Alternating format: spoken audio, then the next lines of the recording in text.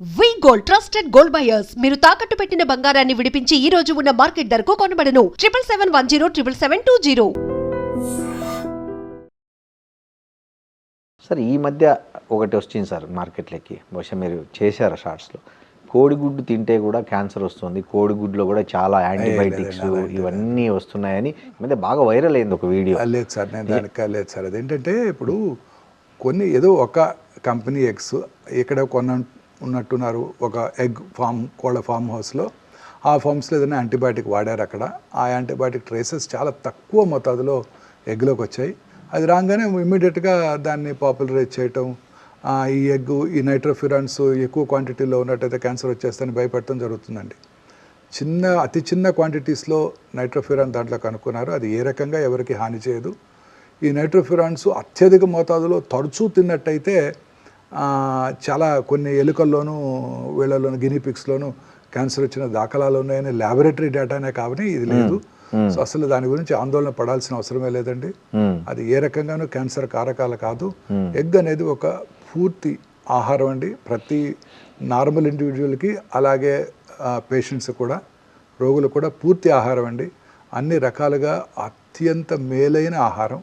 Egg protein అనేది మన మనుషులతో ప్రోటీన్కి కంప్లీట్ సిమిలారిటీ ఉంటుందండి. తద్వారా పూర్తిగా అబ్జర్వ్ చేయబడుతుంది. ఆ ఎల్లో అంటామే యోక్లో, ఆ యోక్లో ఉండేది కూడా చక్కటి కొలెస్ట్రాల్. మనకు ఆ కొలెస్ట్రాల్ తప్పనిసరిగా అవసరం. ప్రతి వాళ్ళకి కూడా ఎగ్ తీసుకోవడం అన్ని రకాలుగా శ్రేయస్కరం అండి. సార్ ఇంకోటి, మీరు ఈ మధ్యనే ఒక ఫైండ్ అవుట్ చేశారు, ఈ షాంపూ నురగ వల్ల కూడా క్యాన్సర్ వచ్చే అవకాశం ఉంది అని అంటున్నారు. అంటే ఎలాంటి షాంపూలు సార్? అంటే కెమికల్ రిలేటెడా, లేకపోతే ఆర్గానిక్? కొన్ని ఆయుర్వేద షాంపూలు ఉన్నాయి మార్కెట్లో, కొన్ని ఏమో రకరకాల బ్రాండ్స్తో మామూలుగా ఉన్నాయి. అంటే ఎలాంటి షాంపూలు నురగల వల్ల వస్తుంది? వాళ్ళ తప్పు కూడా కాదండి. అదే కొన్ని రకాల షాంపూస్లో ఈ ఫోమ్ రావటం కోసం కొన్ని రకాల కెమికల్స్ వాడుతూ ఉంటారు. ఆ కెమికల్స్ ఎక్కువ కాలం వాడినట్టయితే మనకి కొన్ని రకాల వ్యాధులు, ఇరిటేషను, వెరీ రేర్లీ క్యాన్సరు, అలాంటి ఎగ్జిమా అలాంటివి కూడా వచ్చే అవకాశాలు ఉంటాయండి. సో అందుకని ప్రిఫరబుల్గా మనందరూ కూడా న్యాచురల్ షాంపూస్, అంటే మనం రకరకాల కుంకుడుకాయ రసం, షీకాకాయ రసం వీటితో చేసుకున్నవి అయితేనే. అంటే ఆ పేరుతో మార్కెట్లోకి వస్తున్న బ్రాండ్స్ మనం కేర్ఫుల్గా పరిశీలించినట్టయితే కొన్ని రకాల కెమికల్స్ని అవాయిడ్ చేసినట్టయితే సరిపోతుంది. అంటే ఏ తరహా కెమికల్? అంటే 2-3 రకాలు ఉన్నాయండి.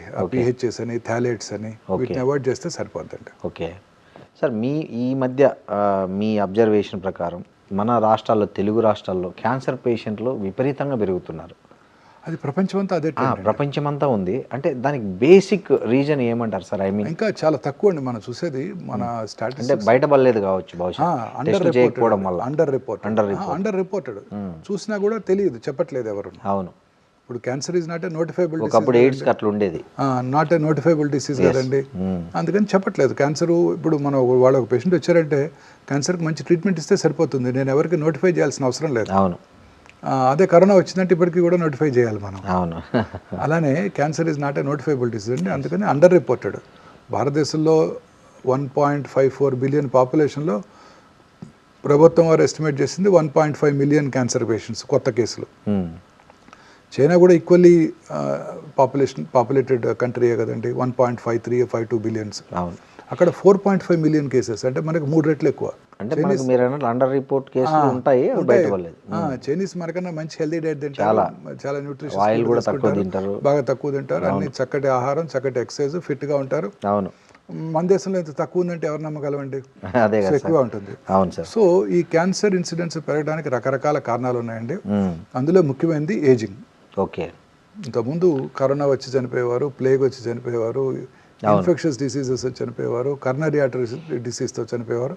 ఇప్పుడు మనం అన్నీ కాంకర్ చేసాం సార్. ఇప్పుడు మనం వయసు పెరిగే కొద్ది, అంటే ఎక్కువ కాలం బ్రతికే కొద్దీ ఈ క్యాన్సర్ పేషెంట్లు ఎక్కువ మందిని చూస్తున్నాం.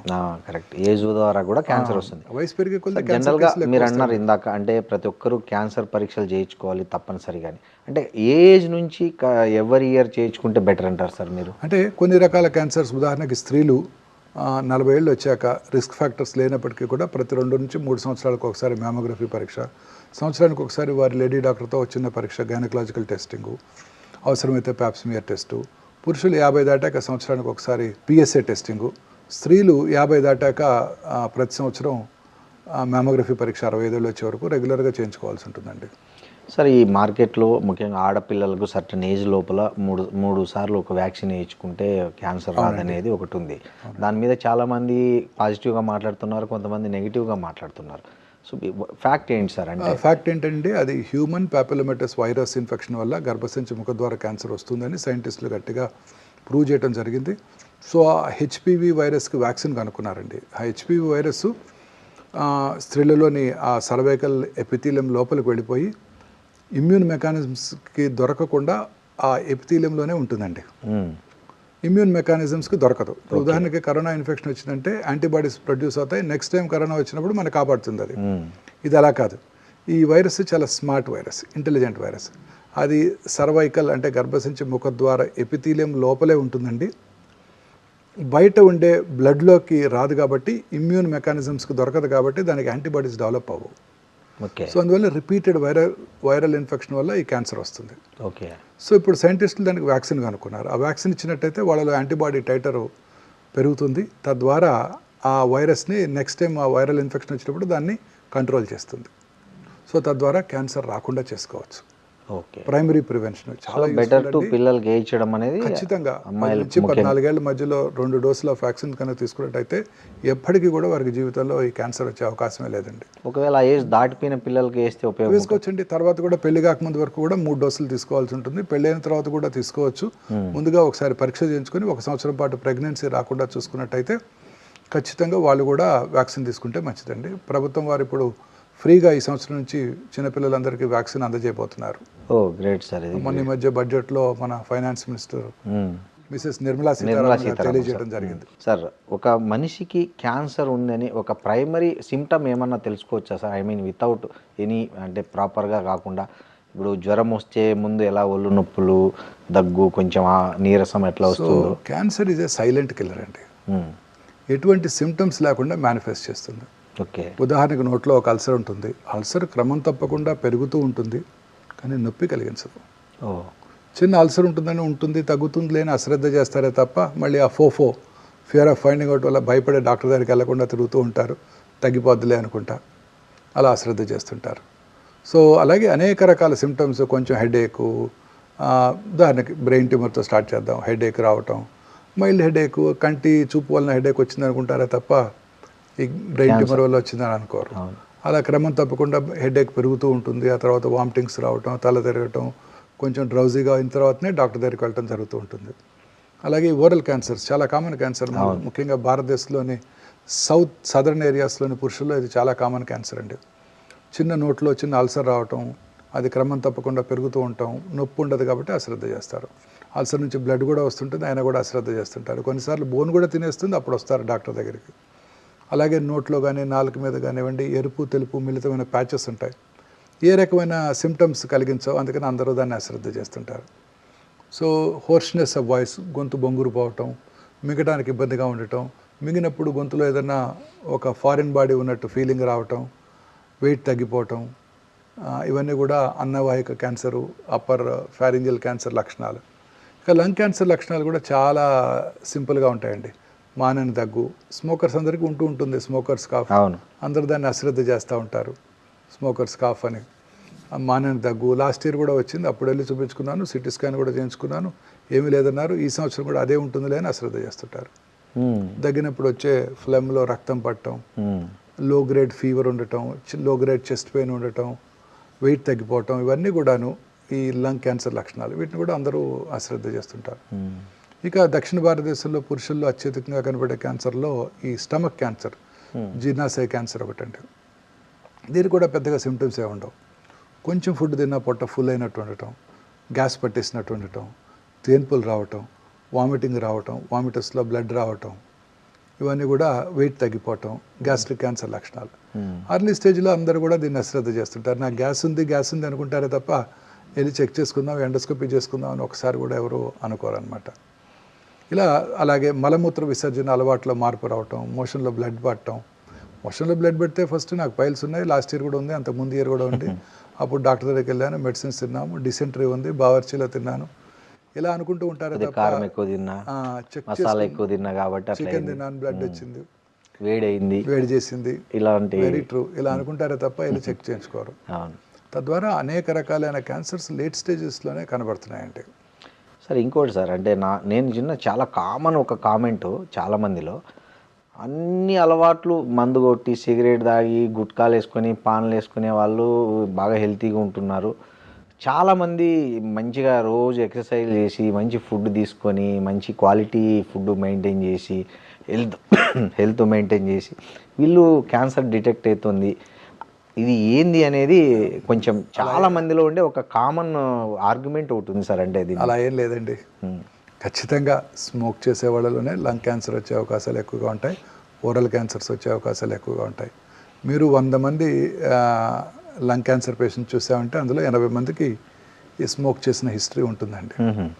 12 ఏళ్ళ ఆడపిల్ల కూడా లంగ్ క్యాన్సర్ చూశాను, బట్ చాలా తక్కువ. స్మోక్ చేసే పురుషుల్లోనే లంగ్ క్యాన్సర్ వచ్చే అవకాశాలు చాలా ఎక్కువగా ఉంటాయండి. ఆల్కహాల్ తాగే వాళ్ళలో అన్నవాహిక క్యాన్సర్, ఓరల్ క్యాన్సర్స్ వచ్చే అవకాశాలు ఎక్కువ ఉంటాయి, లివర్ క్యాన్సర్ వచ్చే అవకాశాలు ఎక్కువగా ఉంటాయి. అలా అన్ని రకాలుగా దొరలవాట్లు ఉన్న అందరిలోకి కూడా క్యాన్సర్లు వచ్చే అవకాశాలు చాలా ఎక్కువగా ఉంటాయి. సరే, ఎక్కడో ఒక చోట దొరలవాట్లు లేని వాళ్ళలో వచ్చినప్పుడు దాన్ని హైలైట్ అవుతుంది తప్ప అది ఖచ్చితంగా కాదండి. 100% మీరు అనుకున్నట్టే దొరలవాట్లు ఉన్న వాళ్ళలో క్యాన్సర్ వచ్చే అవకాశాలు చాలా చాలా ఎక్కువగా ఉంటాయండి. సరే, ఈ మందు లిమిట్గా తీసుకుంటే ఏం కాదు, సిగరెట్ లిమిట్గా తాగితే ఏం కాదు అనేది కూడా ఒకటి లేదండి. ఈ మధ్య అనేక అధ్యయనాల్లో తేలింది ఏంటంటే కొంచెం తీసుకున్న ఆల్కహాల్, ఒక 30 ml ఆల్కహాల్ తాగినా కూడా క్యాన్సర్ వచ్చే అవకాశాలు చాలా పెరిగిపోతాయి. ఇక నుంచి ఆల్కహాల్ బాటిల్స్ మీద కూడా it is injurious to health అని వాళ్ళు లేబుల్ అయిపోతున్నారు. స్మోకర్స్కి ఎలా వేస్తున్నారు, ఈవెన్ 30 ml కూడా. Yes okay. అమెరికన్ వాళ్ళ ఫిజిషియన్స్ మొన్న మధ్య జరిగిన సర్వేలో కూడా వాళ్ళు ఇదే నిర్ధారణ చేయడం జరిగింది. వాళ్ళ సర్జన్ క్యాన్సర్ పెరగడానికి ఈ ఆల్కహాల్ స్మోకింగ్ ఎట్లా దోహదం చేస్తాయి సార్? అంటే బాడీలో ఇప్పుడు స్మోక్ చేసిన మీకు 6 సెకండ్స్లో ఈ పొగాకులో ఉన్న 400 క్యాన్సర్ కారక రసాయనాలు బ్లడ్లో ప్రవహించి బాడీలో అన్ని భాగాలకు వెళ్ళిపోయి అన్ని చోట్ల క్యాన్సర్ కలిగిస్తాయి. ఇమాజిన్ చేయండి, ఇక్కడ స్మోక్ చేస్తే ఆడవాళ్ళలో గర్భసించి ముఖ ద్వారా క్యాన్సర్ వస్తుంది, బ్లాడర్ క్యాన్సర్స్, అన్ని రకాల క్యాన్సర్స్ వచ్చేస్తాయండి. అలాగే ఆల్కహాల్ తాగిన వాళ్ళు అనేక రకాలైన రసాయనాలు రిలీజ్ అయ్యి రకరకాల క్యాన్సర్స్కి దారితీస్తుందండి. ముఖ్యంగా అన్నవాహిక, gastric cancer, liver cancer, pharyngeal cancer. Okay.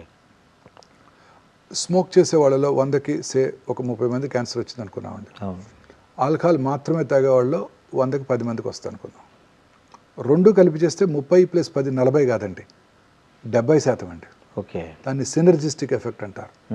అంటే ఒకదానికొకటి ఇంకా సహాయం చేసుకొని ఇంకెక్కువ క్యాన్సర్లు కలిగిస్తాయి. అవును సార్, ఇంకోటి ఉంది సార్, అంటే స్వీట్ తినొద్దండి. స్వీట్ అంటే బికాస్ ఆఫ్ షుగర్ ఓన్లీ బాడీలో క్యాన్సర్ కణాలు సర్వైవ్ అవుతుంటాయి. సో ఆ స్వీట్ అనేది తినకపోతే అవి ఆటోమేటిక్గా చనిపోతాయి అనే ఒక ఈ మధ్య ఒక ప్రచారం ఈ మధ్య కాలంలో వస్తుందండి. అన్నీ కూడా మితంగా తీసుకోవాలండి. ఈ షుగర్, వైట్ షుగర్ అనేది వెరీ డేంజరస్ అండి. ఓకే. ఈ వైట్ షుగర్ తీసుకోవడం వల్ల అనేక రకాలైన కరోనరీ ఆర్టరీ డిసీజ్ దగ్గర నుంచి అన్ని రకాల ఎయిల్మెంట్స్కి అదే కారణం అండి. ఓకే. సో దాన్నే మనం రెడీగా అవైలబుల్ షుగర్ అంటాము. దాన్ని రెసిస్టెంట్ స్టార్చ్ అని కూడా ఇప్పుడు కొత్త కాన్సెప్ట్ వస్తుంది. ఉదాహరణకి పొటాటోస్ని, బ్రెడ్ని కూడా ఒక రోజు ముందుగానే ప్రిపేర్ చేసి బాయిల్ చేసి రెఫ్రిజిరేటర్లో పెట్టుకుని తర్వాత వాడుకున్నట్టయితే పొటాటోస్ నెక్స్ట్ డేకి అవి కాంప్లెక్స్ కార్బోహైడ్రేట్ అవుతాయి. Simple carbohydrates are dangerous. ఇమీడియట్గా బాడీలో బ్లడ్ షుగర్ రైజ్ అవుతుంది, ఇన్సులిన్ పీక్ వస్తుంది, ఆ తర్వాత రెసిస్టెంట్ అవుతుంది, ఇన్సులిన్ రెసిస్టెన్స్ డెవలప్ అవుతుంది, పొట్టకు చుట్టూ కొవ్వులు పెరిగిపోతాయి, తద్వారా అనేక రకాల ఎయిల్మెంట్స్ రావడానికి అవకాశం ఉంటుంది. ఈ రెసిస్టెంట్ స్టార్చ్ అంటే తొందరగా జీర్ణం అవ్వదు, స్లోగా జీర్ణం అవుతుంది. ఈ మన చిలకడ దుంపలు అంటారు, స్వీట్ పొటాటో, ఇవన్నీ కూడా రెసిస్టెంట్ స్టార్చెస్. ఇవన్నీ కూడా రెసిస్టెంట్ స్టార్చెస్, కాంప్లెక్స్ కార్బోహైడ్రేట్స్ మనకి చాలా యూస్ఫుల్గా ఉంటాయి. 2 వర్డ్స్ మీరు నెక్స్ట్ ఫ్యూ డికెట్స్ వినబోతున్నారండి. సార్, ఒకటి ఇన్ఫ్లమేషను, రెండోది గట్ మైక్రోబియం. అంటే ఈ 2 కూడా మన హెల్త్కి చాలా ఇంపార్టెంట్ అండి. ఒకటి గట్ మైక్రోబియం, మన పేగుల్లో ఉండే హెల్దీ బ్యాక్టీరియా, ఇవి డిస్టర్బ్ అయినప్పుడు అనేక రకాలైన టాక్సిన్స్ ఉత్పన్నమవుతాయండి. అవి అనేక రకాలైన రోగాలకు కారణమవుతాయి, అన్ని రకాల రోగాలకు కూడా. సో మన గట్ మైక్రోబియం డిస్టర్బ్ అవ్వకూడదు. ఈ ప్రీబయాటిక్స్ అంటాం చూడండి, అలాగే ప్రోబయాటిక్స్ అంటాం, ఇవన్నీ కూడా మన గట్ మైక్రోబియంని చక్కగా ఉంచి మనకి అన్ని రకాల వ్యాధుల్ని రాకుండా చేస్తాయండి. ఓకే. అలాగే ఇన్ఫ్లమేషన్ అంటే తెలుగులో దాని కరెక్ట్ వర్డ్ లేదండి, వాపు మ్మ్. అంటాం. ఇన్ఫ్లమేషన్ అంటే ఆ డిస్టర్బెన్స్ ఆఫ్ ద ఎపిథీలియం అండి. ఇప్పుడు ఇన్ఫ్లమేషన్ వల్లే కరోనరీ ఆర్టరీ డిసీజెస్ రావడానికి అవకాశాలు ఉంటాయి. ఈ ఇన్ఫ్లమేషన్ అనేది చాలా ఇంపార్టెంట్. ఈ ఇన్ఫ్లమేషన్ అనేది అన్ని రకాల జబ్బులకి మూల కారణం. మ్మ్. ఇన్ఫ్లమేషన్ తగ్గించడానికే మనం ప్రయత్నం చేస్తుంటారు. ఉదాహరణకి రిఫైన్డ్ ఆయిల్స్. మా చిన్నప్పుడు రిఫైన్డ్ ఆయిల్స్ అంటే చాలా పాపులర్. ఇందులో కొలెస్ట్రాల్ తక్కువ ఉంటుంది, ఫ్యాట్స్ తక్కువ ఉంటాయి, మనకి చాలా హెల్దీ ఆయిల్ వాడుకుంటూ ఉండేవాళ్ళం. బట్ రిఫైన్డ్ ఆయిల్స్లో ఉండే ఆ రిఫైన్డ్ ఆయిల్స్ తయారు చేసే క్రమంలో వాడే కెమికల్స్ అనేక రకాలైన ఇన్ఫ్లమేషన్కి దారితీస్తాయి. అవి కరోనరీ ఆర్టరీ డిసీజ్కి దారితీస్తాయి, క్యాన్సర్లకు కూడా దారితీస్తాయి. ఓకే. అలా అనేక ఇప్పుడు అందుకని న్యాచురల్ ఫుడ్స్, మనం కోల్డ్ ప్రెస్డ్ ఆయిల్స్, మళ్ళీ అట్లా ట్రెండ్ అట్లా మారిపోయింది. అవును సార్. వీటి వల్ల ఇన్ఫ్లమేషన్ తక్కువగా ఉంటుంది, గట్ మైక్రోబియం బాగుంటుంది, మనం హెల్తీగా ఉంటాం. ఏదైనా ఒకటండి, అన్నీ మితంగా తీసుకోవాలి. కార్బోహైడ్రేట్స్, ఫ్యాట్స్, అలాగే ప్రోటీన్స్, సమతుల ఆహారం, సమతుల్యమైన ఆహారం తీసుకుంటే ఏ జబ్బులు రావండి. దాంతోపాటు దురలవాట్లకు దూరంగా ఉంటూ, పీచు పదార్థం ఎక్కువగా తీసుకుంటూ, రెగ్యులర్గా వ్యాయామం చేస్తూ, లీన్ బాడీ మాస్, ఊబకాయం రాకుండా సన్నగా ఉన్నట్టయితే అనేక రకాలైన జబ్బులకి ఇంక్లూడింగ్ క్యాన్సర్కి దూరంగా ఉండడానికి అవకాశం ఉంటుంది. సార్ ఇంకోటి కూడా ఉన్నాను సార్, నేను లక్ష్మణ ఫలం అని, తర్వాత మీరు చెప్పిన చిలగడ దుంపలు అంటే మా గంజిగడ్డలు అంటారు, వాటిని తినడం అనేది యాంటీ క్యాన్సర్ అంటారు. అది అలాగే లేదండి, అన్ని రకాల ఫ్రూట్స్ కూడా యాంటీ క్యాన్సరే. వాటిలో ఎనీ ఫ్రూట్ అండి, అన్ని రకాల ఫ్రూట్స్ కూడా. ఫ్రూట్స్ మనకి అన్ని రకాలుగా మనకి మంచి ఆరోగ్యాన్ని అందజేస్తాయండి. ఓకే. సీజనల్ ఫ్రూట్స్, మన అవకాడోలు, బ్లూబెర్రీలు తినాల్సిన అవసరం లేదు. మన ఉసిరికాయలు, రేక్కాయలు సీజనల్ ఏ సీజన్లో ఇప్పుడు సీజన్ దొరికేవన్నీ ఈ సీజన్లో అన్ని దొరుకుతుంటాయి. సీతాఫలాలు, స్ట్రాబెర్రీస్ అన్ని దొరుకుతాయి. అవును సార్. మనకి ఏది దొరికితే అది. మనం ఫ్యాన్సీ కివీస్, అవకాడోస్, బ్లూబెర్రీస్ తినాల్సిన అవసరం లేదు. మల్బెర్రీస్. మన ఊర్లో మన దొరికే జామకాయ అవకాడో కన్నా 100 రెట్లు బెటరు. మన ఆకుకూరలు కాలే కన్నా 100 రెట్లు బెటర్. తోటకూర, చుక్కకూర, పాలకూర, గోంగూర, పచ్చల కూర, అవన్నీ కూడా పవర్ హౌసెస్ అండి. స్పినాచ్ అంటారు ఇంగ్లీష్ వాళ్ళు, మన తోటకూరేనండి. అందులో ఉండే ప్రోటీను. మన కాలీఫ్లవర్, వాళ్ళు బ్రోకలీ తింటారు, మన చాలా ఖరీదైన కూరగాయ. మన కాలీఫ్లవర్ 10 రూపాయలు దొరుకుతుంది. అదే సేమ్ అండి, సేమ్ క్వాంటిటీ ఆఫ్ ప్రోటీన్, అన్ని పీచు పదార్థం, అన్ని ఎక్కడ ఏం మార్పే లేదండి. అవునా సార్. అవకాడో కన్నా మన జాంకాయ బెటరు, బ్లూబెర్రీస్ కన్నా మన ఉసిరికాయలు బెటరు. ఓకే. మన చిలకడ దుంపలు, గంజిగడ్డలు అంటే చూడండి. సో ఎనీ ఫ్రూట్ అనేది రోజు మనకి సీజనల్ ఫ్రూట్, మనకి ఎప్పుడు ఈ సీజన్లో ఏం దొరికితే అది మంచిదండి. Okay sir. ఇంకోటి సార్, ఈ ఊరగాయలు ప్లాస్టిక్ డబ్బాల్లో పెట్టి ఇస్తున్నారు కదా, సో దానికంటే గాజు బాటల్లో ఉన్న ఊరగాయలు ఆరోగ్యానికి మేలు చేస్తాయి. వేరే ప్లాస్టిక్ బాటిల్స్లో పెట్టేవి కెమికల్ రియాక్షన్ జరిగి అవి తొందరగా క్యాన్సర్ రావడానికి కూడా కారణమవుతున్నాయి అనేది కూడా ఒకటి ఈ మధ్య వింటున్నాం. సో జనరల్గా ఊరగాయల మీద చాలా రకాల అభిప్రాయాలు ఉన్నాయి. కొంతమంది ఊరగాయలు ఫెర్మెంటెడ్ ఫుడ్స్ మనకి మేలు చేస్తాయి అంటారు. ఎనీథింగ్ ఫెర్మెంటేషన్ అనేది మన గట్ మైక్రోబియాన్ని కాపాడుతుందండి. రోజు పొద్దున్నే తినే ఇడ్లీ, దోశ, ఇవన్నీ కూడా మన ఫెర్మెంటెడ్ ఫుడ్స్. అవన్నీ కూడా గట్ మైక్రోబియాన్ని కాపాడుతాయండి. రకరకాల దేశాల్లో, కొరియాలోను, మన ఇండియాలోను పెరుగుతో రకరకాల మన పదార్థాలు చేసుకొని తింటూ ఉంటాం. అన్నీ కూడా మనకు చాలా మంచి ఆహారం. అలాగే ఊరగాయల్లో కూడా ఫెర్మెంటెడ్ బ్యాక్టీరియా ఉంటుంది, అది మన గట్ మైక్రోబియం మంచిదే, బట్ లిమిటెడ్ క్వాంటిటీస్. ఊరగాయలో ఉండేది ఏంటండి? సాల్ట్, కారం, ఆయిల్. సాల్ట్ మనకి ఇప్పుడు కూడా మంచిది కాదు. ఆయిల్ తక్కువగా తీసుకోవాలి, అన్ని సమపాలలో తీసుకోవాలి. వాటిలో చాలా ఎక్కువ ఉంటాయండి. Correct sir. వాటిలో చాలా ఎక్కువ ఉంటాయి. సాల్ట్ ఎక్కువ అయిపోతే ఊరగాయ నిలవదు. మీరు సాల్ట్ తక్కువ వేసి ఊరగాయ పెట్టండి, 2వ రోజు ఫంగస్ వచ్చేస్తుంది, బూజు పట్టేస్తుంది. సో సాల్ట్, కారము, ఆయిల్ ఎక్కువ ఉంటాయండి. సో అన్నీ మనకు మంచివి కావు. తక్కువ మోతాదులో కొంచెం ఎప్పుడోకప్పుడు రుచి కోసం తీసుకోవచ్చు తప్ప ఊరగాయలు రెగ్యులర్గా వాడకూడదు. అది గ్లాస్ బాటిల్లో ఉన్నా, ప్లాస్టిక్ బాటిల్లో ఉన్నా డేంజరస్. ప్లాస్టిక్ బాటిల్స్ ఉన్నట్టయితే, ప్లాస్టిక్ బాటిల్స్ అనేది ఒక పెద్ద సైన్స్ అండి. అది ప్లాస్టిక్ బాటిల్లో మనం వాటర్ తాగకూడదు, ఊరగాయ తినకూడదు, టీ తాగకూడదు, ఫుడ్ తీసుకోకూడదు. పొద్దున్నే చేసే బ్రేక్ఫాస్ట్ మనం ఆర్డర్ చేస్తే ప్లాస్టిక్ దాంట్లోనే వచ్చేస్తుంది. అవును సార్.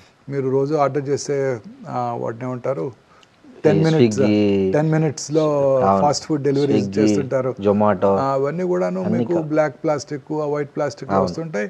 ఆ హీటెడ్ ఫుడ్ ఐటమ్ దాంట్లో వేసినప్పుడు దాంట్లోంచి, ఆ ప్లాస్టిక్లోంచి అనేక రకాలైన మనకు అవసరం లేని టాక్సిన్స్ మన ఫుడ్లోకి వచ్చి మన బాడీలోకి వెళ్ళిపోతున్నాయి. సో ఇవన్నీ కూడా అవాయిడ్ చేయాల్సిందేనండి. సార్ ఈ మధ్య పేపర్ ప్లేట్ల కల్చర్ ఎక్కువైంది. ఏ ఫంక్షన్ చూసుకున్నా ఎక్కడ చూసుకున్నా చాలా మటుకు ఇంతకుముందు విస్తరాకులు అరిటాకుల ప్లేస్లో ఇప్పుడు చాలా పేపర్ ప్లేట్లు వచ్చేసాయి.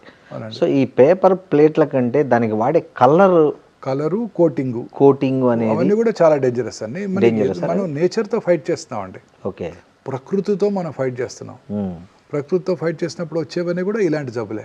ఓకే, ఇప్పుడు మీరు పొద్దున్నే లేవగానే plastic tooth brush, plastic bristles, synthetic tooth paste, plastic tongue cleaner, plastic bucket, plastic మగ్గులో హాట్ వాటరు, ఆ తర్వాత ఇవన్నీ కూడాను. తర్వాత మీరు వెళ్ళగానే కారు, అందులో మన ట్రాపికల్ వెదర్లో కారు వేడిగా ఉంటుంది, లోపలికి వెళ్ళగానే ఆ కార్లో ఉన్న ప్లాస్టిక్స్ అన్ని కూడా ఎవాపరేట్ అయిపోయి స్మెల్ వస్తుంటుంది, అన్ని మనం పీలుస్తుంటాం. ఇలా ప్లాస్టిక్ బాటిల్లో వాటర్ తాగుతూ ఉంటాము. ఇలా అనేక రకాలుగా మనం ఈ టాక్సిన్స్కి ఎక్స్పోజ్ అవుతున్నామండి. ఓకే, వీటి వల్లే ఈ క్యాన్సర్స్ యొక్క ఇన్సిడెన్స్, అంటే కొత్త క్యాన్సర్ రావడం పెరిగిపోతుంది బాగా. ఓకే సార్, ఇప్పుడు మన ఒమేగా హాస్పిటల్లో మీరు ఏఐ ఆధారిత క్యాన్సర్ నిర్ధారణ పరీక్షలు పెట్టారు కదా. సో ఏఐ ప్రాక్టికల్గా ఏ స్టేజ్లో డాక్టర్లకు యూజ్ అవుతుంది, పేషెంట్స్కి ఎట్లా బెనిఫిట్ అవుతుంది? అది అంటే కృత్రిమ మేధస్సు అనేది ఇంకా ఫ్యూచర్ మనందరికీ తెలుసు. అన్ని రంగాల్లోనూ కృత్రిమ మేధస్సే going to play major role. In fact medical సైన్సెస్లో కూడా అది మేజర్ రోల్ ప్లే చేస్తుందండి. ఓకే, ఇప్పుడు ఉదాహరణకి రేడియలాజికల్ డయాగ్నోసిస్ కానివ్వండి, ఇదంతా కూడా ప్యాటర్న్ రిపోర్టింగ్ అంటారు. అంటే మనకున్న నాలెడ్జ్తో దాన్ని రిపోర్ట్ చేస్తుంటాం. సో అది ఏఐ చక్కగా చేసేస్తుంది. ఎందుకంటే ఏలో కొన్ని లక్షల ఆర్టికల్స్ దాంట్లో నిగూఢంగా ఉంచడం జరిగింది. సో అది చాలా ఫాస్ట్గా థింక్ చేసి ఆ రిపోర్టింగ్ చేయడానికి చాలా చక్కగా పనిచేస్తుంది. ఎనీథింగ్ ప్యాటర్న్ రిపోర్టింగ్ అంటాం. అదే కృత్రిమ మేధస్సు అవసరం లేదు. ఒక ప్యాటర్న్, అది ఇది ఇలా ఉంటే ఇది ఒకరు చేసే పనిని 100 మంది చేస్తే ఎంత రిజల్ట్ వస్తుందో అలాంటి ఏ అంత ఫాస్ట్గా మీకు. ఇప్పుడు రేడియోథెరపీ ప్లానింగ్ ఉందనుకోండి. రేడియోథెరపీ ప్లానింగ్ ఉదాహరణకి గర్భసంచి ముఖద్వారానికి రేడియేషన్ ఇవ్వాలి. కామనెస్ట్ క్యాన్సర్ ఇండియాలో, సౌత్ ఇండియాలో గర్భసంచి ముఖద్వారానికి రేడియేషన్ ఇవ్వాలని మనం ప్లాన్ చేసాము. రేడియేషన్ ఆంకాలజిస్ట్ చక్కగా ప్లాన్ చేసి వెనకాల ఉన్న మలద్వారం మీద, ముందున్న మూత్రాశయం బ్లాడర్ మీద రేడియేషన్ డోస్ పడకుండా ప్లాన్ చేసి చక్కగా పెట్టారు. బాగుంది, ఇచ్చేసాం. 3వ రోజు పేషెంట్ కొంచెం కాన్స్టిపేషన్ వచ్చింది. కాన్స్టిపేషన్ సహజంగా రావచ్చు కదా, ఆ వయసులో వస్తుంది. కాన్స్టిపేషన్ వచ్చినప్పుడు రక్తం కొంచెం ఉబ్బుతుంది. ఎందుకంటే ఫీకల్ మ్యాటర్ అక్కడ మోషన్ అక్కడ ఉంటుంది కాబట్టి. ఉబ్బినప్పుడు గర్భసంచి ముఖద్వారాన్ని ఒక 2 మిల్లీమీటర్లు ముందుకు పుష్ చేస్తుంది. మరి మన రేడియేషన్ ఏమో ఇంతకుముందు ఎక్కడైతే గర్భసంచి ముఖద్వారం ఉందో అక్కడే ఇస్తుంది. తద్వారా పార్ట్ ఆఫ్ ద రేడియేషన్ రక్తం మీద పడుతుంది, part of the cancer radiation నుంచి తప్పించుకుంటుంది. ముందుకు మూవ్ అయింది కదా, మరి అక్యురసీ మిస్ అవుతుంది. ఈ ఏఐ బేస్డ్ లీనియర్ యాక్సిలరేటర్ అంటే రేడియేషన్ ఇచ్చే పరికరము, అందులోనే ఒక సిటీ స్కాన్ ఉంటుందండి. సో ఏ రోజు కాదు చూస్తుంది, అది జరిగింది చూస్తుంది. చూసిన తర్వాత దాంట్లో ఉన్న కృత్రిమ మేధస్సుతో ఆలోచిస్తుంది.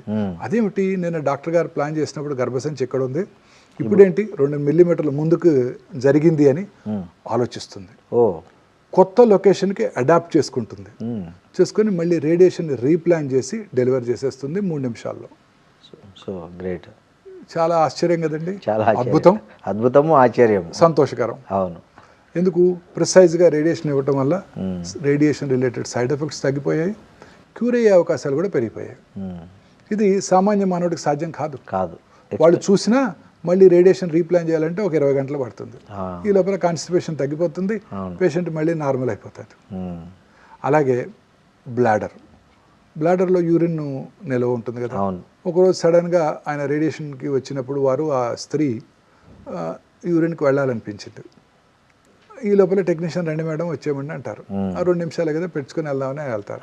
ఆ బ్లాడరు ఆ గర్భసంచి ముఖ ద్వారా వెనక్కి నెట్టుతుంది. ఈ ఏఐ పరికరం దాన్ని చూసి ఆ కొత్త లొకేషన్కి రేడియేషన్ ఇచ్చేస్తుంది. ఉదాహరణకి బ్రెయిన్లో ఒక 5 సెంటీమీటర్ల ట్యూమర్ ఉంది. ఇవాళ రేడియేషన్ ప్లాన్ చేయడం జరిగింది, చక్కగా రేడియేషన్ ఇచ్చాము. ఒక 9 రోజుల తర్వాత 5 సెంటీమీటర్ల ట్యూమరు 3.5 సెంటీమీటర్ల సైజుకు తగ్గిపోయింది. ఏఐ దాన్ని గుర్తిస్తుంది. మనం ప్లాన్ చేసినప్పుడు 5 సెంటీమీటర్ల ట్యూమర్కి మనం ప్లాన్ చేసాము, ఇప్పుడు సైజ్ తగ్గిపోయింది కాబట్టి రేడియేషన్ ఫీల్డ్ కూడా తగ్గిపోతుంది. సో సో పేషెంట్ కూడా చాలా యూజ్ దీనివల్ల. చాలా మంచి అనవసరమైన ప్లేస్లో ట్రీట్మెంట్ జరగదు. తద్వారా రేడియేషన్ పర్ఫెక్ట్ ప్లేస్లోనే కరెక్ట్ రేడియేషన్ పడుతుంది. Very good. Radiation related side effects అన్ని పూర్తిగా తగ్గిపోయాయి. రేడియేషన్ ప్రిసైజ్గా ట్యూమర్ మీదే డెలివరీ చేయడం వల్ల క్యూర్ అయ్యే అవకాశాలు కూడా పెరిగిపోతాయి. ఇది కృత్రిమ మేధస్సు యొక్క గొప్పతనం. అలాగే పెట్ సిటీ స్కాను, పెట్ ఎంఆర్ఐ స్కాన్స్ కృత్రిమ మేధస్సుతో పనిచేసినప్పుడు చాలా ఫాస్ట్గా చేసేస్తాయి. నార్మల్గా పెట్ సిటీ స్కాన్ చేయించుకున్నారనుకోండి ఎవరన్నా, అప్రాక్సిమేట్లీ 24 millisieverts ఆఫ్ రేడియేషన్ వస్తుంది ఆ పేషెంట్కి. రేడియేషన్ కూడా హజార్డస్సే కదా. అవును సార్, చాలా మూవ్ రేడియేషన్ వస్తుంది. ఈ కృత్రిమ మేధస్సుతో కూడిన పరికరాలు చాలా ఫాస్ట్గా మూవ్ అయిపోతాయి. ఆ 4 పొజిషనింగ్స్ అన్నీ కూడా ఫ్రాక్షన్ ఆఫ్ ఎ సెకండ్లో చేసేసి ఎంటైర్ స్కాన్ టైము 15 నిమిషాల నుంచి 3 నిమిషాలు తగ్గిపోయింది. తద్వారా రేడియేషన్ డోస్ తగ్గిపోతుంది, పేషెంట్కి వచ్చే రేడియేషన్.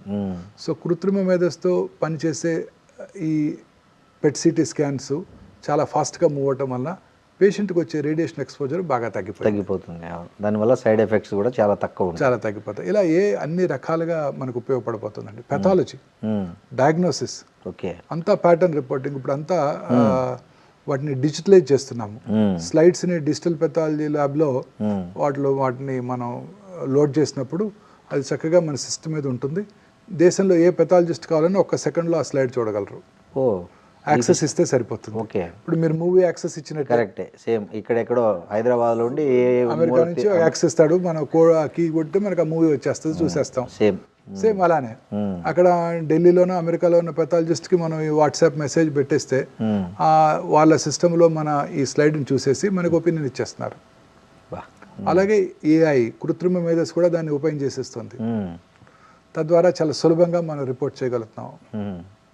ఇప్పుడంటే అమెరికా పంపించి అక్కడ పెథాలజిస్ట్తో చూపించాలంటే ఈ స్లైడ్స్ చాలా టైం అండ్ ఎక్స్పెండిచర్. ఇప్పుడు అట్లే జస్ట్ వాట్సాప్లో లింక్ పంపిస్తారు, వాళ్ళ సిస్టంలో వాడు కూర్చొని చూసి మనకు ఒపీనియన్ చెప్తారు. అవర్స్, మినిట్స్ అండ్ అదే కరెక్టే సార్. సార్ అంటే సర్జికల్ ఆంకాలజీలో మీరు ప్రాధాన్యత ఇచ్చే 3 ప్రిన్సిపల్స్ ఏమి అంటే open surgery versus laparoscopic or robotic, ఏ కేసుల్లో మీరు ఏది సజెస్ట్ చేస్తారు జనరల్గా మీ దగ్గరికి వచ్చే పేషెంట్స్కి? మన సజెషన్ కాదండి, అది ఆ లొకేషన్ ఆఫ్ ద ట్యూమర్ని బట్టి ఆధారపడి ఉంటుంది. ఓకే, ఉదాహరణకి హెడ్ అండ్ నెక్ క్యాన్సర్ ఉందనుకోండి, అంతా ఓపెన్ సర్జరీ జరుగుతూ ఉంటుంది. ఈ లాప్రోస్కోపిక్ సర్జరీ అనేది థొరకోస్కోపిక్ సర్జరీ, లేదా ఇవన్నీ కూడా కొన్ని రకాల థైరాయిడ్ ట్యూమర్స్కి, అలాగే చెస్ట్లో ఉండే ట్యూమర్స్కి దాన్ని థొరకోస్కోపిక్ సర్జరీ అంటారు, వ్యాట్స్ అంటారు. అవును, వీడియో అసిస్టెడ్ థొరకోస్కోపిక్ సర్జరీ. తర్వాత పొట్టలోని ఆర్గన్స్ అన్నిటి కూడా లాప్రోస్కోపిక్ సర్జరీ చేస్తుంటాం. కొన్ని స్పెషల్ సిచ్యువేషన్స్లో, ఉదాహరణకి ఈ రోబో ఎక్కడ బాగా యూస్ఫుల్గా ఉంటుందంటేనండి, ప్రెసిషన్తో సూచర్ చేయాలి. చాలా డిఫికల్ట్ సూచరింగ్స్. ఉదాహరణకి రాడికల్ ప్రోస్టెటెక్టమీ తర్వాత ఇంత పెద్ద బ్లాడర్ ఆరిఫైస్ని చిన్న యూరిథ్రా స్టిచ్ చేయాలి. మన చెయ్యి అక్కడికి అసలు రీచ్ అవ్వదు. మన నేరో పెల్విస్, మగవాళ్ళలో నేరో పెల్విస్లో రీచ్ అవ్వదు. రీచ్ అయినా సూచర్ చేయడం కష్టం అవుతుంది, అట్లా తిప్పడం కష్టం అవుతుంది. అలాంటి లొకేషన్స్లో robo is the best. Okay, అలాగే వాల్వ్ రిప్లేస్మెంట్ సర్జరీ, ప్రిసైజ్గా మనకి షివరింగ్ ఉండదు, ట్రెంబలింగ్ ఉండదు, చక్కగా అలా చేస్తాం, అలా ప్రిసైజ్గా తీస్తుంది. పెద్ద మాడిఫికేషన్లో 16 times ఇమేజెస్ చూస్తూ జాగ్రత్తగా సర్జరీ చేయడం జరుగుతుంది. అలాంటి చోట బాగా ఉపయోగపడుతుంది. కర్నరీ ఆర్టరీ బైపాస్ సర్జరీలో ప్రిసైజ్గా సూచర్ చేయాలి. ఎక్కడైతే సూచర్ చేయాలనుకుంటాం అక్కడ రోబోటిక్ సర్జరీ చాలా యూస్ఫుల్గా ఉంటుందండి. మిగతా చోట్ల robotic surgery, laparoscopic surgery same రోబోతో చేసినా లాప్రోస్కోపిక్ చేసినా. రోబోతో చేసినా మనమే చేస్తాం సర్జరీ, రోబో ఏం చేయదు, మనం ఇక్కడ కూర్చొని చేస్తాం. ఆపరేషన్ అంతా మీ చేతిలో, మన చేతిలోనే ఉంటుంది, ఎక్కడైనా ఒకటండి. ఈ ప్రెసిషన్తో సూచర్ చేయాల్సిన చోట, ముఖ్యంగా prostate surgery, valve replacements, coronary artery bypass grafts, ఇక్కడ రోబో చాలా యూస్ఫుల్గా ఉండబోతుంది. Okay sir, breast, lungs, gynaecological cancers బాగా పెరుగుతున్నాయని డేటా చెప్తుంది. మీరు జనరల్గా మీ హాస్పిటల్కి వచ్చే ఓపీడీలో మీరు ఏ ట్రెండ్ ఎక్కువ, ఈ మూడిట్లో ఏది ట్రెండ్ ఎక్కువ ఉందని? బ్రెస్ట్ అండ్ లంగ్ అండి. గైనకాలజికల్ క్యాన్సర్స్ అంటే గర్భసంచి ముఖద్వార క్యాన్సర్ నెంబర్ తగ్గిపోతుందండి. ఓకే, ఇప్పుడు 2010లో 2 లక్షల గర్భసంచి కొత్త క్యాన్సర్లు డయాగ్నోస్ చేసిన సందర్భం ఇవాళ 60-70 వేలు వచ్చేసింది, తగ్గిపోయింది. ఎందుకు సార్? అంటే వ్యాక్సిన్స్ రావటం, ప్రజల్లో పరిశుభ్రత అవగాహన పెరిగిపోవటం, హైజీన్ మీద, వాటి వల్ల గర్భసంచి ముఖద్వార క్యాన్సర్స్ బాగా తగ్గిపోయాయి. ఓకే, అలాగే బ్రెస్ట్ క్యాన్సర్ ఇన్సిడెన్స్ బాగా పెరిగిపోయింది. ఆ రోజుల్లో 2010లో 70-80 వేలు సంవత్సరానికి కొత్త క్యాన్సర్ కేసులు భారతదేశంలో డయాగ్నోస్ చేస్తున్నట్టయితే ఇప్పుడు more than 2,50,000 new breast cancer patients భారతదేశంలో డయాగ్నోస్ చేయబడుతున్నాయి. అంటే ప్రతి సంవత్సరం 20-30 వేలు ఎక్కువ అవుతాయంటే ఇంకా ఐసీఎంఆర్ వారి అంచనా ప్రకారమే, అంటే ఇంకా ఎక్కువగా ఉండబోతున్నాయి. అలాగే ఓవేరియన్ క్యాన్సరు, గర్భసంచిలో బాడీ క్యాన్సర్స్ అవి ఎక్కువ అవుతున్నాయి. సో బ్రెస్ట్, ఇప్పుడు కామనెస్ట్ క్యాన్సర్ స్త్రీలలో బ్రెస్ట్ క్యాన్సరు, ఆ తర్వాత ఇంకా ఓవేరియన్ క్యాన్సరు, గర్భసంచి సౌత్ ఇండియాలో గర్భసంచి ముఖ ద్వార క్యాన్సరు చాలా ఎక్కువగా చూస్తున్నాం. ప్రపంచం అంతా ఓవేరియన్ క్యాన్సరు, గర్భసంచి బాడీ క్యాన్సర్స్ ఎక్కువగా చూస్తున్నాం. అలాగే పురుషుల్లోనేమో హెడ్ అండ్ అంటే ఓవరాల్ ఒక సిస్టమ్ కనుక చూసుకున్నట్టయితే గ్యాస్ట్రో ఇంటెస్టైనల్ ట్రాక్, ఒకే ఆర్గన్ కనుక తీసుకున్నట్టయితే ఓరల్ క్యావిటీ క్యాన్సర్స్ ఎక్కువగా చూస్తున్నాం అండి, ముఖ్యంగా సౌత్ ఇండియాలో. అవును సార్. అంటే ఈ పిల్లలకు పాలు ఇవ్వకపోవడము తల్లులు, ఇంతకుముందు అయితే పాత తరంలో చాలా 2-3 ఏళ్ళు వచ్చే వరకు పిల్లలకు తల్లిపాలే ఆహారంగా ఉండేది మెయిన్ ప్రధానంగా. ఇప్పుడు కొత్త జనరేషన్లో వాళ్ళకున్న పరిమితులు, జాబ్స్, తర్వాత రకరకాల వల్ల అసలు వాళ్ళు 1 నెల 2 నెలలు కూడా అంటే బ్రెస్ట్ ఫీడింగ్ అనేది తగ్గిపోయింది. సో దానివల్ల ఏమన్నా క్యాన్సర్ ఎక్కువ? అలానే లేదండి, బ్రెస్ట్ క్యాన్సర్ ఇన్సిడెన్స్ పెరగడానికి రకరకాల కారణాలు ఉన్నాయి. ఓకే. మోస్ట్ ఇంపార్టెంట్ ఏంటంటే ఈ లేట్గా మ్యారేజ్ చేసుకోవటం, లేట్గా పిల్లలు కంటాం. ఓకే. 30 సంవత్సరాల తర్వాత కనుక మొదటి కానిపోయినట్టయితే వాళ్ళలో రిస్క్ ఎక్కువ ఉంటుందండి. ఓకే. పిల్లలు లేని వాళ్ళకు కూడా రిస్క్ ఎక్కువ ఉంటుంది. లేట్గా పెళ్లి చేసుకోవటం, పెళ్లి చేసుకున్న ఈ కెరియరు, ప్రమోషన్స్, వీటితో జాబు, రెస్పాన్సిబిలిటీస్తో పిల్లల్ని లేట్గా కంటాం, వాళ్ళలో క్యాన్సర్ ఇన్సిడెన్స్ ఎక్కువగా ఉంటుందండి. అలాగే ఈ నైట్ టైం పనిచేసే వాళ్ళలో ముఖ్యంగా సర్కేడియన్ రిజమ్ అంటే మన బాడీ యొక్క అలాం దెబ్బతింటుంది, నిద్ర అలాం. దానివల్ల మెలటోనిన్ అనే హార్మోన్ ఉత్పత్తి తగ్గిపోయి వాళ్ళలో ఈ బ్రెస్ట్ క్యాన్సరు, పురుషుల్లో ప్రాస్టేట్ క్యాన్సరు వచ్చే అవకాశాలు ఎక్కువగా ఉంటాయి. ఇవి చాలా ముఖ్యమైన కారణాలండి. తర్వాత అర్బన్ ఏరియాస్లో దురలవాట్లు స్త్రీలలో, ఆల్కహాల్, స్మోకింగ్, అలాగే ఊబకాయం, ఇవన్నీ కూడా బ్రెస్ట్ క్యాన్సర్ ఇన్సిడెన్స్ పెరగడానికి దోహదం చేస్తున్నాయండి. ఇక బ్రెస్ట్ ఫీడింగ్ ఇవ్వకపోవటం వల్ల క్యాన్సర్ వస్తుంది అనుకునేది yes, to an extent yes. కానీ బ్రెస్ట్ ఫీడింగ్ ఇవ్వటం వల్ల ఏమొస్తుందంటే లాక్టేషనల్ ఎమెనోరియా వస్తుంది. అంటే బ్రెస్ట్ ఫీడింగ్ ఇస్తున్నంతకాలం జనరల్గా పీరియడ్స్ రావు. ఓకే. ఆ పీరియడ్స్ రానప్పుడు ఆ పీరియడ్స్ టైంలో వచ్చే హార్మోన్స్, ఈస్ట్రోజన్ హార్మోన్ పీక్స్ ఉంటాయి, అవి ఆగిపోతాయి. తద్వారా అది బెనిఫిషియల్గా ఉంటుంది తప్ప ఈ బ్రెస్ట్ ఫీడింగ్ ఇవ్వకపోవడం వల్లే బ్రెస్ట్ క్యాన్సర్ వస్తుంది అనే దాంట్లో అది పూర్తిగా నిజం లేదండి. మెయిన్ కారణం ఇదండి, లేట్గా పిల్లల కంటాం, దొరలవాట్లు, ఊబకాయము, ఇవన్నీ కూడా ఈ బ్రెస్ట్ క్యాన్సర్ ఇన్సిడెన్స్ పెరగడానికి ముఖ్య కారణాలు. ఈ మధ్య సోషల్ మీడియాలో ఇంకో చర్చ నడుస్తుంది సార్, వైఫై వల్ల కూడా క్యాన్సర్ పెరుగుతుంది. ఎప్పుడు వైఫైలో పనిచేయడం, వైఫై కనెక్టెడ్గా సిస్టమ్స్ ముందు కూర్చోవడం, లేదా వైఫై కనెక్టెడ్గా మొబైల్స్ దగ్గర పెట్టుకోవడం, బాడీకి అతి దగ్గరగా పెట్టుకోవడం, అది కూడా ఒక రీజన్ అవుతుంది అనేది. ఇది ప్రూవెన్ కాదండి, ఇంకా ప్రూవెన్ కాదు. వైఫై వల్లే క్యాన్సర్ వస్తుందని ప్రూవెన్ కాదండి. దాని మీద ఇంకా చాలా రీసెర్చ్ జరగాల్సి ఉంటుందండి. ఓకే. బట్ బేసిక్గా అట్లాంటి అలాంటి ఎన్విరాన్మెంట్ తక్కువ ప్రాబబ్లీ ఉండవచ్చు కూడా, అన్లెస్ అధ్యయనాలు ఏమైనా తేలితే తప్ప మనం ఖచ్చితంగా ఇది అని చెప్పలేమండి. అంటే సైంటిఫిక్గా ప్రూవ్ కాలేదు. సో కాబట్టి దాన్ని ఖచ్చితంగా నిర్ధారించలేము ఇప్పుడు. ఓకే సార్, మీపై వచ్చే రివ్యూస్లో ఎక్కువగా హ్యూమన్ వాల్యూస్ ఉన్న డాక్టర్ అని చాలా కామెంట్స్ పెడుతుంటారు. మీ వీడియోలకు కానీ మీ షార్ట్స్కి కానీ చాలామంది కామెంట్లు చదివితే హ్యూమన్ వాల్యూస్ ఉన్న డాక్టర్, బెస్ట్ డాక్టర్ అనే కామెంట్లు ఎక్కువ నేను చూసిన యాక్చువల్గా. సో ఒక క్యాన్సర్ పేషెంట్తో మాట్లాడేటప్పుడు అసలు మీ మైండ్ సెట్ ఎట్లా ఉంటుంది సార్ జనరల్గా? మనం ఒకటి అర్థం చేసుకోవాలండి, పువర్ పేషెంట్ అయితే వాళ్ళకి ఎక్స్పెన్సివ్ ట్రీట్మెంట్స్ చెప్పనేకూడదు. ఓకే. వాళ్ళు ఎక్కువ ఇబ్బంది పడతారు, కొనుక్కోలేమన్న బాధ వాళ్ళలో ఉంటుంది.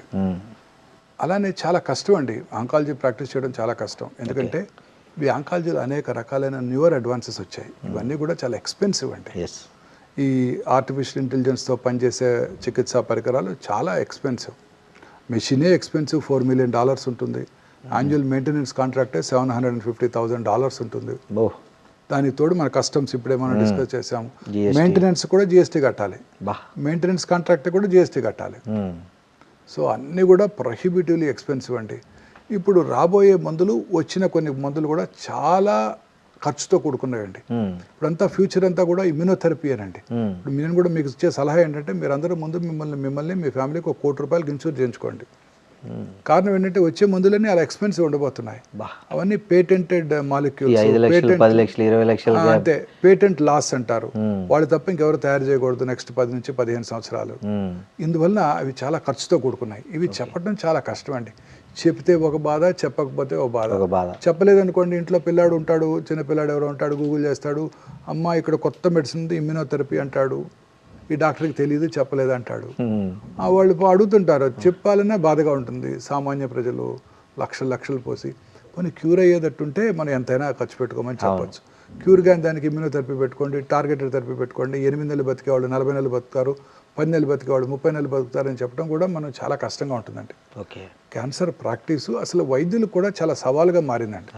ఒక చిన్న ఉదాహరణ చెప్తాను. నేను చదువుకున్న ఊళ్ళో మన జిల్లాలోనే ఒక మంచి డాక్టర్ గారు ఉన్నారు.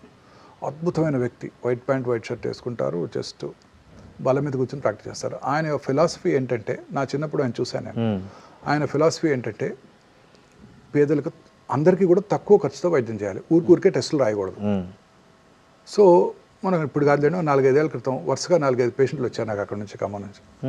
ఏంటంటే లంప్ బ్రెస్ట్ పెరిగిపోయింది, అయ్యో నేను తెలుసు కదా మీకు, మరి ఏంటి రాలేదు అంటే, మన డాక్టర్ గారిని కలిసాం, ఏం లేదన్నారు. చూసి ఏం లేదన్నారు. అయ్యో ఒక మ్యామోగ్రఫీ చేసినా సరిపోయేది అనుకుంటారు వాళ్ళే అంటున్నారు. సో టెస్ట్ చేస్తే ఒక బాధ, చెయ్యకపోతే ఒక బాధ. కరెక్ట్. టెస్ట్ చేసామా కమర్షియల్ టెస్టులు చేస్తున్నారు, ఊరికే చేయకపోతేనేమో నిర్ధారణ మిస్ అయ్యి లేట్ స్టేజ్ డయాగ్నోసిస్. చాలా కష్టమైపోతుందండి అసలు. గ్యాస్ట్రోఎంట్రాలజిస్టులు చిన్న గ్యాస్ కడుపులో మంట అంటారు, ఎండోస్కోపీ చేస్తే ఒక బాధ, ఊరికే గ్యాస్ మంటకి వెళ్తే ఎండోస్కోపీ చేసి 3,000 తీసుకున్నారు డాక్టర్ అంటారు. చేయకపోతే మొన్న మధ్య జరిగింది నాకు ఒక పేషెంట్, నాకు బాగా తెలిసిన పేషెంట్, కొంచెం లేట్గా వచ్చాడు.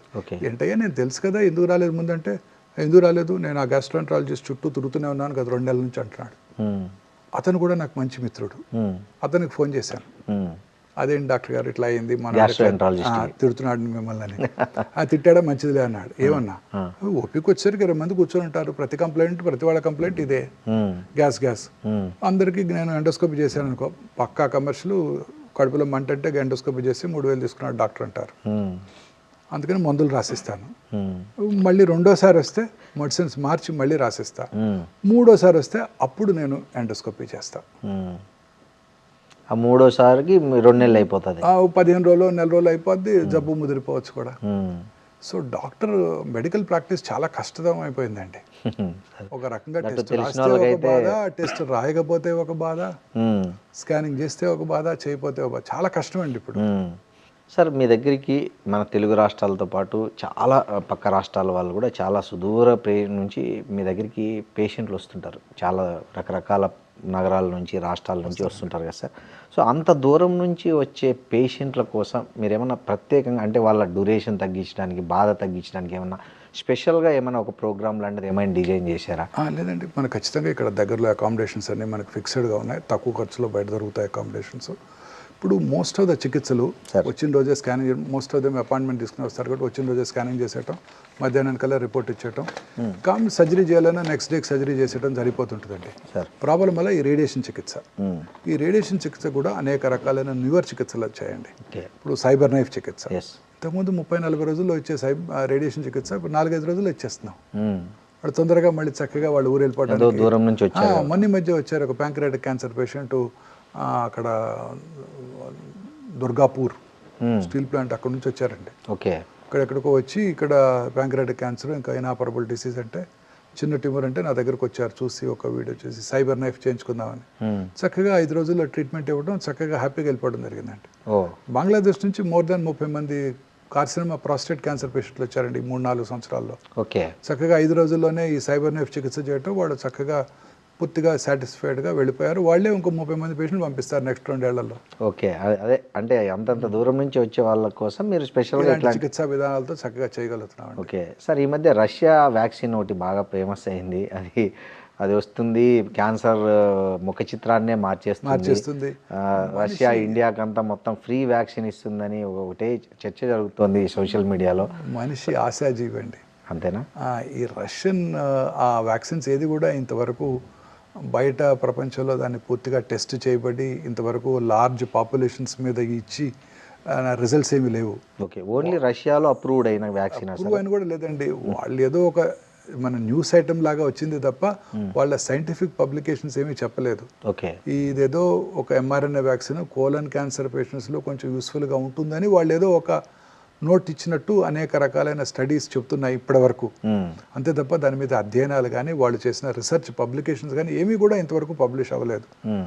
రష్యా ఇప్పుడు ప్రాక్టికలీ అన్ అండర్ డెవలప్డ్ కంట్రీ అండి ఇప్పుడున్న వార్ పరిస్థితుల్లో. అవును. సో వాళ్ళు ఇలాంటి చాలా బహుళంగా ఈ వ్యాక్సిన్ అందరికీ అందుబాటులోకి తెచ్చి అది అందుబాటులోకి వచ్చిన తర్వాత అందరికీ ఉపయోగపడి సైడ్ ఎఫెక్ట్స్ లేకుండా ఉన్నప్పుడే దాన్ని మనం గుర్తించడం జరుగుతుంది. నా ఉద్దేశం సైంటిస్టులు అందరూ అనుకునేది ఏంటంటే ఇంకా చాలా సమయం ఉంది, అది ఇంకా ప్రూవెన్ బెనిఫిట్ లేదు అని అనుకుంటూ ఉన్నారు. ఓకే సార్, ఇంకోటి త్వరలో క్యాన్సర్కు 4 రకాల మందులు వస్తున్నాయి, వాటి వల్ల చాలా ఉపయోగం ఉండబోతుంది అనేది కూడా ఉంది. నిజంగా ఆ 4 మందులు ఉపయోగపడతాయండి డెఫినెట్గా. నేను ఇందాక చెప్పింది immunotherapy, okay, nibs and nabs, mips and maps అంటారు. ఓకే, డెఫినెట్లీ అండి ఇవన్నీ కూడా ఉపయోగపడబోతున్నాయండి. క్యాన్సర్ యొక్క ట్రీట్మెంట్ అంతా కూడా పూర్తిగా మారిపోతుందండి. ఎందుకంటే ఈ క్యాన్సర్ ట్రీట్మెంట్లో సైడ్ ఎఫెక్ట్స్ లేకుండా క్యాన్సర్ సెల్నే టార్గెట్ చేస్తూ ఇచ్చే మెడిసిన్స్, అలాగే క్యాన్సర్స్ని చంపేసే మన ఓన్ ఇమ్యూన్ మెకానిజమ్స్ని బాగా పుష్ చేసే మెడిసిన్స్ కూడా అందుబాటులోకి వస్తున్నాయి. ఎప్పటి లోపల రావచ్చు సార్ ఇవన్నీ మార్కెట్లో? అన్ని స్లోగా ఒక్కొక్క జబ్బుకి వచ్చేస్తున్నాయండి ఇప్పుడు. అవునా సార్, అంటే టోటల్గా అన్ని రావడానికి ఎంత టైం పడుతుంది? ప్రతి సంవత్సరం ఇదే వర్క్ అండి. ఓకే, ప్రతి కంపెనీ ఇదే వర్క్ చేస్తుంది. అనేక రకాలైన మాలిక్యూల్స్ ప్రతి నెల కొత్త మాలిక్యూల్స్ అందుబాటులోకి వస్తున్నాయి. క్యాన్సర్ పూర్తిగా జెనెటిక్ డిసీజ్ అండి. కొన్ని జన్యుపరమైన మ్యూటేషన్ వల్ల క్యాన్సర్ వస్తుంది. ఆ మ్యూటేషన్స్ని టార్గెట్ చేసే మెడిసిన్స్ కూడా అందుబాటులోకి రాబోతున్నాయి. సార్, ఇండియాలో ఇప్పుడు పెరుగుతున్న క్యాన్సర్ కేసులను ప్రభుత్వము ప్రైవేట్ రంగం కలిసి పనిచేసే తప్ప అది అదుపులోకి వచ్చే పరిస్థితి లేదు. నిజంగా అట్లాంటి ఒక పరిస్థితి ఏర్పడి ప్రభుత్వం ప్రైవేట్ భాగస్వామ్యంతో క్యాన్సర్ మీద యుద్ధం చేయాల్సి వస్తే ఫస్ట్ దేని మీద ఫోకస్ చేయాలంటారు? Early diagnosis.